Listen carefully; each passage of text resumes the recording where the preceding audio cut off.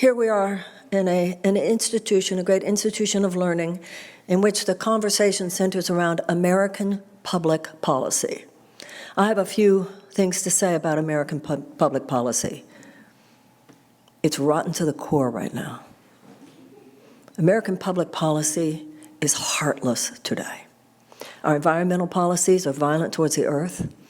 Our criminal justice policies are violent, particularly towards people of color. Our educational policies are essentially violent in that we withhold a real education from millions of American children for no other reason than that they weren't born in financially advantaged communities, which in my mind represents a form of passive oppression. Our foreign policy is far too violent. We've become heartless. Now, we're not heartless as people. I think the American people are good people. I'm a big fan of the American. I travel internationally. I always say, I hope I get to sit next to an American on an airplane. As individuals, we're fine. I'm not saying we're better than other people, because I don't think we're better than other people. But I don't find that the average American does not care about goodness. I think the average American does. I think the average American cares about what it means to live a good life. I think the average American cares about forgiveness and mercy and compassion. I think the average American asks questions like, am I doing the right thing? Am I treating people well? I don't think the will or the consciousness of the American people is the problem. The problem, and it's a big one, is that American public policy, both domestically and internationally, has become systematically and systemically divergent from the consciousness and the will of the American people. And that is because American public policy today is dominated, in more cases than not, by short-term profit for huge multinational corporations than it is dominated by the consciousness and the will of the American people. This represents an absolute emergency.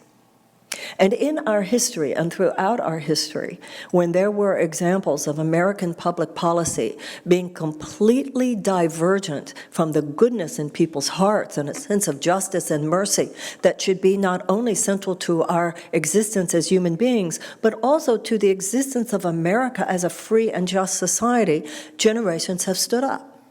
And New Hampshireites have a particular reason to be proud in this regard, because much of the abolitionist movement emerged from New Hampshire. It was the early evangelicals and Quakers, many of them here in New Hampshire, which stood up and rose up and stepped in, and that's how slavery ended.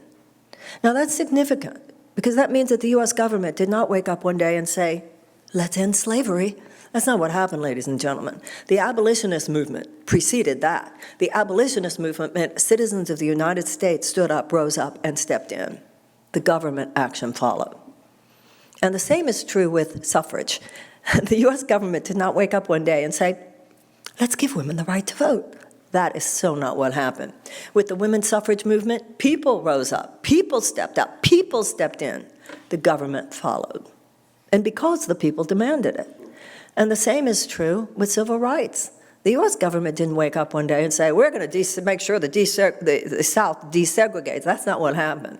With Dr. Martin Luther King and the civil rights movement, people rose up, people stepped up, people stepped in, and the government followed. But today, as much as we know things are off course, I don't care if you're a high-minded liberal or a high-minded conservative.